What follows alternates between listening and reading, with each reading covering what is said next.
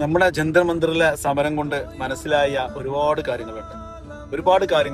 അതിന് ഒരു കാര്യമാണ് രഞ്ജിനി ഹരിദാസിനെ നമ്മൾ അഹങ്കാരിയായിട്ടും ഓവർ കോൺഫിഡൻസ് ഉള്ള ഒരുപാട് കാട്ടിക്കൂട്ടൽ അറിയുന്ന രീതിയിലുള്ള ഒരു പ്രത്യേകതരം ക്യാരക്ടർ, ആർക്കും പെട്ടെന്ന് ആക്സെപ്റ്റ് ചെയ്യാൻ കഴിയാത്ത രീതിയിലുള്ള ഒരു മോശപ്പെട്ട അഹങ്കാരിയായ ഒരു സ്ത്രീയായിട്ടാണ് നമ്മൾ കണ്ടിട്ടുള്ളത്. എന്നാൽ ഒരാളുടെ സംസാരം കൊണ്ടോ അയാളുടെ പെരുമാറ്റം കൊണ്ടോ അയാളെ വിലയിരുത്താൻ പാടില്ല എന്നുള്ളത് നമുക്ക് വ്യക്തമായിട്ട് മനസ്സിലാകും.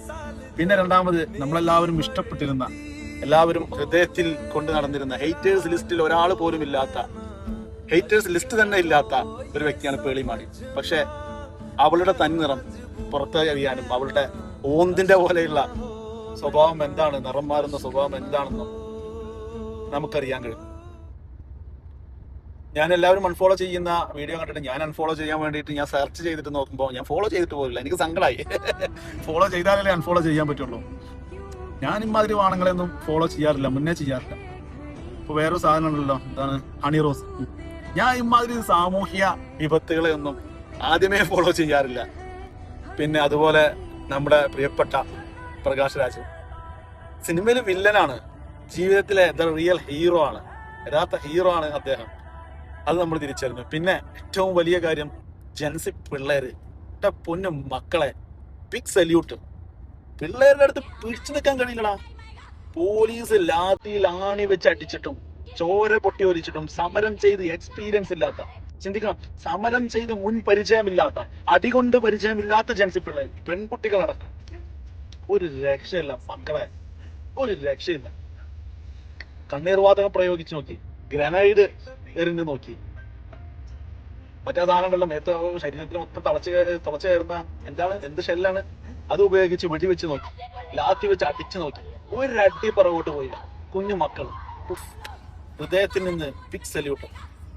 ഒരു വിദ്യാഭ്യാസ മന്ത്രിയെ, കേവലം ഒരു കുട്ടികള്, കേന്ദ്ര വിദ്യാഭ്യാസ മന്ത്രി, നമുക്ക് നമ്മളുടെ ഒരു സ്റ്റേറ്റിന്റെ വിദ്യാഭ്യാസ മന്ത്രിയല്ല, ഒരു രാജ്യത്തിന്റെ കേന്ദ്ര വിദ്യാഭ്യാസ മന്ത്രിയെ പുറത്തിറക്കാൻ, രാജിവെപ്പിക്കാൻ, എടുത്ത് വലിച്ചെറിയാൻ കഴിയുക എന്ന് പറയുന്നത് ചെറിയ കാര്യമല്ല.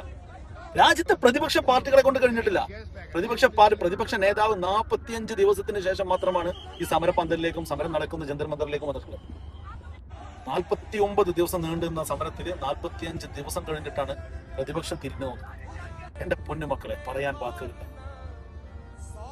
Love you so much. നിങ്ങളുടെ ആ ഒരു ഡെഡിക്കേഷൻ, നിങ്ങളുടെ ആ ഒരു പ്രവർത്തനം. ഭക്ഷണമില്ല, വെള്ളമില്ല, അവസാനമായപ്പോഴേക്ക് ഭക്ഷണം ഇഷ്ടം പോലെ എത്തിയെങ്കിലും തുടക്കത്തിൽ ഇതൊന്നും കിട്ടിയിട്ടില്ലല്ലോ അവന്മാർക്ക്. ഭക്ഷണമില്ല, വെള്ളമില്ല, ദൈനംദിന കാര്യങ്ങൾ, ബാത്റൂമിൽ പോകണം, മനുഷ്യരല്ലേ, അതുപോലും നടത്താൻ, കുളിക്കണം, അങ്ങനെ എന്തെല്ലാം ബുദ്ധിമുട്ടുകളുണ്ട് ഒരു മനുഷ്യനെ സംബന്ധിച്ച്. നേരാവണ്ണം ഉറങ്ങാൻ കഴിയില്ല. രാവും പകലും അവരിരുന്നു, ഈ രാജ്യത്തിന് കാവലിരുന്നു. ഫാസിസ്റ്റ് ഭരണകൂടങ്ങൾക്ക്, ഒരു ഫാസിസ്റ്റ് ഏകാധിപതികൾക്കും ചെറുപ്പക്കാരുടെ മുമ്പിൽ പിടിച്ചു നിൽക്കാൻ കഴിയുന്നു. എന്തായാലും ആദ്യത്തെ വിക്കറ്റ് വീണു. ഇനി പറയാനുള്ളത് എല്ലാ രാഷ്ട്രീയ പാർട്ടിയോടും, BJP എന്ന് മാത്രമല്ല, നേരാവണ്ണം ഭരിക്കുക, നല്ല രീതിയിൽ മുമ്പോട്ട് പോയാൽ നിങ്ങൾക്ക് കൊള്ളാം. അല്ലെങ്കിൽ നമ്മളെ മക്കള് പൊളിയാണ്. ഒരു രാഷ്ട്രീയ പാർട്ടിയുടെയും പിൻബലമില്ലാതെ, സമരം ചെയ്ത എക്സ്പീരിയൻസ് ഇല്ലാതെ അവരിങ്ങ് ഇറങ്ങി, കണ്ടില്ലേ, വിജയം കണ്ടേ അവർ അടങ്ങിയുള്ളൂ. അതാണ്. ബിഗ് സല്യൂട്ട് മക്കളെ.